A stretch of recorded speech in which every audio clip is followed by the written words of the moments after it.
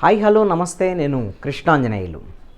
Narasapuram MP YSR Congress పార్టీని నిత్యము వార్తల్లో విమర్శించేటువంటి YSR Congress party rebel MP రఘురామకృష్ణరాజుకి నరసాపురం టిక్కెట్ దక్కలేదు. నరసాపురం టిక్కెట్ తనదే అని, తెలుగుదేశము జనసేన బీజేపీ కూటమి తరపున తాను పోటీ చేస్తున్నానని స్వయంగా తనంతట తానే తాడేపల్లిగూడెం సభలో ప్రకటించుకున్నాడు. అలాంటి రఘురామకృష్ణరాజుకి బీజేపీ నో చెప్పింది, తెలుగుదేశం నో చెప్పింది, జనసేన కూడా నో చెప్పినట్టే. నరసాపురం ఎంపీగా బీజేపీ తరపున భూపతిరాజు శ్రీనివాస వర్మని బీజేపీ అధికారికంగా ప్రకటించేసింది. ఈయన బీజేపీ రాష్ట్ర కార్యదర్శిగా ఉన్నారు. 2009లో నరసాపురం నుంచి ఎంపీగా పోటీ చేసి ఓడిపోయారు. 3 దశాబ్దాల కాలంగా ఆయన బీజేపీలోనే ఉన్నారు. బీజేపీ కీలకమైనటువంటి నేత, అంటే పార్టీలో పనిచేసే కీలక నేతకే వాళ్ళు ప్రాధాన్యత ఇచ్చారు. 2019లో వైఎస్ఆర్ కాంగ్రెస్ పార్టీ నుంచి గెలిచినటువంటి రఘురామకృష్ణరాజు ఒక 5-6 నెలల తర్వాతే ఇక వైఎస్ఆర్ కాంగ్రెస్ పార్టీతో విభేదాలు, విమర్శలు, జగన్మోహన్ రెడ్డి తనకు అపాయింట్మెంట్ ఇవ్వలేదని ఇలాంటి వాటి మీద విమర్శలు చేయటం ఇవన్నీ కూడా మనకు తెలిసింది. తర్వాత ఆయన రోజు మీడియాలో ప్రభుత్వానికి వ్యతిరేకంగాను, అదేవిధంగా కులాలు మతాల మధ్య చిచ్చు పెట్టేటువంటి విధంగా వ్యవహరిస్తున్నారని ఆయన మీద సిఐడిలో కేసు నమోదవటం, సిఐడి వాళ్ళు అరెస్ట్ చేసి తన మీద భౌతికంగా దాడి చేశారని, మ్యాన్ హ్యాండిల్ చేశారని ఆయన ఆరోపించడం ఇవన్నీ కూడా తెలిసిందే. ఎలాగో బెయిల్ వచ్చింది. బెయిల్ వచ్చిన తర్వాత ఆయన ఢిల్లీకి వెళ్ళిపోయారు. ఢిల్లీకే పరిమితం అయిపోయారు. ఈ మధ్య ఒక్కసారి ఏదో నరసాపురంకి వచ్చినట్టున్నారు, కానీ మొత్తం ఢిల్లీలో కూర్చొని మీడియాలో మాట్లాడటం, అది కూడా జగన్మోహన్ రెడ్డి వైఎస్ఆర్ కాంగ్రెస్ పార్టీని తిట్టడమే ఆయన పని. మరి ఇప్పుడు నరసాపురం ఎంపీగా రఘురామకృష్ణరాజుకి టిక్కెట్ రాకపోవటం వెనక ఎవరు కారణం? అసలు ఎందుకు రాలేదు? దీనికి రఘురామకృష్ణరాజు రెస్పాండ్ అయ్యాడు. తనకు టిక్కెట్ రాలేదని ఇది ఆయన ముందే ప్రకటించేశాడు.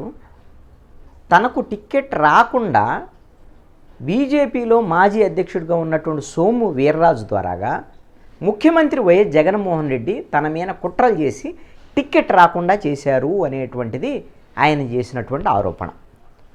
నేను ఓడిపోయాను, ఇది తాత్కాలిక ఓటమే, జగన్మోహన్ రెడ్డి మీద ఒక 20-25 రోజుల్లో మళ్ళీ కూడా నేను బయటకు వస్తాను, ముందుకు వస్తాను, జగన్మోహన్ రెడ్డికి వ్యతిరేకంగా పోరాటం చేస్తాను, అది కూడా చంద్రబాబు నాయుడుతో కలిసే పోరాటం చేస్తానని చెప్పాడు. అయితే టికెట్ ఇవ్వాల్సింది బీజేపీలో పొత్తులో ఉన్నటువంటి తెలుగుదేశము జనసేన గిన బీజేపీ వాళ్ళ మీద ఒత్తిడి తీసుకొచ్చి నరసాపురం బీజేపీకి ఇచ్చారు. కాబట్టి మీరు ఖచ్చితంగా రఘురామకృష్ణరాజుకే టికెట్ ఇవ్వాలి అని అంటే వాళ్ళు ఇవ్వనంటారా?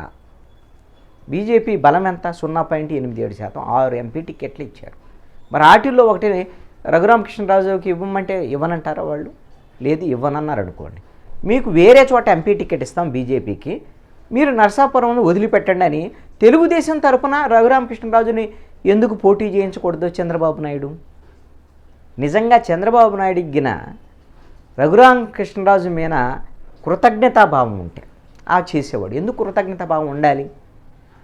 అసలు వైఎస్ఆర్ కాంగ్రెస్ పార్టీ తరపున గెలిచినటువంటి రఘురామకృష్ణరాజు వైసీపీకి వ్యతిరేకంగా తీవ్రమైనటువంటి విమర్శలు చేయటం వల్ల పరోక్షంగా లాభం తెలుగుదేశం పార్టీకి, జనసేనకి, బీజేపీ కూడా. ఇదొక అంశం. రెండోది ఏంటి? చంద్రబాబు నాయుడుకి అన్ని రకాలుగా రాజకీయంగా సపోర్ట్ చేస్తూ వచ్చారు రఘురామకృష్ణరాజు. చంద్రబాబు నాయుడు అరెస్ట్ సమయంలో లీగల్గా కానివ్వండి, అన్ని రకాలుగా నారా లోకేష్కి గైడెన్స్ ఇచ్చాడు ఢిల్లీలో. అదేవిధంగా ప్రశాంత్ కిషోర్ లాంటి వాళ్ళని చంద్రబాబు నాయుడు కల్పించడంలో నారా లోకేష్కి ప్రశాంత్ కిషోర్ని పరిచయం చేయడంలో కీలక భూమిక పోషించింది రఘురామకృష్ణరాజు. మరి ఈ విధంగా ఆయన అవసరానికి వినియోగించుకొని యూజ్ అండ్ త్రో లాగా ఈ రోజున వదిలేసినటువంటి వాళ్ళు ఎవరు అని అనుకోవాలి? తెలుగుదేశం, జనసేన. బీజేపీని తప్పు పట్టడానికి లేదు. ఎందుకంటే బీజేపీ రఘురామకృష్ణరాజు మీద ఆంధ్రప్రదేశ్లో కేసు నమోదు చేయడం తర్వాత, ఆయనకు బెయిల్ వచ్చిన తర్వాత, ఆయన ప్రత్యేకమైనటువంటి విమానంలో బెయిల్ ప్రక్రియ పూర్తి కాకముందే ప్రత్యేక విమానంలో ఢిల్లీకి వెళ్ళటానికి, ఢిల్లీలో ఆయన షెల్టర్ తీసుకోవటానికి ఖచ్చితంగా బీజేపీ సహకారం లేకపోతే సాధ్యమయ్యే పని కాదు. బీజేపీ సహకారం ఉంది కాబట్టే ఆయన మీద అనర్హత వేటు పడలేదు. వైఎస్ఆర్ కాంగ్రెస్ పార్టీ అంత ఒత్తిడి చేసినా సరే పార్లమెంటుకు సంబంధించినటువంటి ఆయన మీద వేటు వేయాలని పార్లమెంట్లో ఖచ్చితంగా స్పీకర్కి తీవ్రమైనటువంటి ఒత్తిడి చేసి కంప్లైంట్లు చేసి వైఎస్ఆర్ కాంగ్రెస్ పార్టీ చేసింది. మరి బీజేపీ సహకారం లేకపోతే ఆయన ఎంపీగా కొనసాగేవాడా? బీజేపీ సహకరించింది అంతవరకే. ఎందుకు సీటు ఇవ్వలేదు? ఇలాంటి వ్యక్తికి బీజేపీలో సీటు ఇస్తే బీజేపీ పరుగు పోయిద్ది అనేటువంటిది వాళ్ళ దగ్గర ఉన్న సమాచారం. నియోజకవర్గానికి ఒక్కరోజు కూడా లేకుండా ఢిల్లీలో కూర్చొని బండ బూతులు వాళ్ళ పార్టీని చేరి ఉన్నటువంటి పార్టీని తిట్టుకుంటూ కూర్చుంటే ప్రజలు ఎందుకు హర్షిస్తారు? ప్రజల తరపున ఎంపీగా పనిచేసేటువంటి వాడిని కావాలని కోరుకుంటారు తప్ప పారిపోయి ఎక్కడో ఢిల్లీలో దక్కునేవాడిని మాకు ఎంపీగా కావాలని కోరుకోరు ప్రజలు. అందుకని బీజేపీ తరపున ఇస్తే పరుగు పోయింది, బీజేపీ క్యాండిడేట్గా ఓడిపోతాడు. ఇది బీజేపీ దగ్గర ఉన్న సమాచారం. అందుకని లేకపోతే వేరే పార్టీలోంచి తీసుకొస్తే ఇవ్వరు అనేది ఏమి లేదు. అలాగా నిన్న చేరిన వాళ్ళకి ఈరోజు కూడా ఎంపీ టికెట్ ఇచ్చినటువంటి పరిస్థితి ఉంది. ఇప్పుడు వరప్రసాద్ గూడూరు ఎమ్మెల్యేగా ఉన్నటువంటి వైఎస్ఆర్ కాంగ్రెస్ పార్టీకి సంబంధించినటువంటి వరప్రసాద్ ఆదివారం పార్టీలో చేరితే సోమవారానికల్లా ఆయనకి ఎంపీ టికెట్ ఇచ్చారు, తిరుపతి ఎంపీ టికెట్ బీజేపీ తరఫున. కాబట్టి వాళ్ళకేం అలాంటి నియమ నిబంధనలు సిగ్గు ఎగ్గు బీజేపీకి ఉన్నాయని అనుకోవాల్సిన పని లేదు. సిగ్గు ఎగ్గు అనే పాయింట్ అదేమి పెద్ద బూత్ కాదు, అదేం అలాంటి వాళ్ళకి అసలు లేవు. వాళ్ళు ఎవరినైనా చేర్చుకుంటారు, ఎవరికైనా టికెట్లు ఇస్తారు వాళ్ళ అవసరానికి, అంతే తప్ప ఇంకోటి. రఘురామకృష్ణరాజు ఆ ప్రాతిపదికన ఆపలేదు. అందుకని వాళ్ళు రఘురామకృష్ణరాజు వల్ల మాకు నష్టం ఉంది అనేటువంటి ఫీల్ అయ్యారు. మరి అసలుకి రఘురామకృష్ణరాజు ఎవరి మీద విమర్శలు చేస్తున్నాడు? నాకు టికెట్ రాకపోవటం అనేటువంటి అంశం మీద జగన్మోహన్ రెడ్డి మీద విమర్శలు చేస్తాడు. ఇక్కడ ఒక కీలకమైన అంశం ఏంటంటే జగన్మోహన్ రెడ్డికిన రఘురామకృష్ణరాజుకి బీజేపీ తరఫున టికెట్ రాకుండా చేయగలిగాడు అంటే బీజేపీతో వైఎస్ఆర్ కాంగ్రెస్ పార్టీకి జగన్మోహన్ రెడ్డికి సత్సంబంధాలు ఉండట్టే అనుకోవాలి. అంటే బీజేపీ పొత్తులో ఉంది ఎవరితో? తెలుగుదేశంతో, జనసేనతో.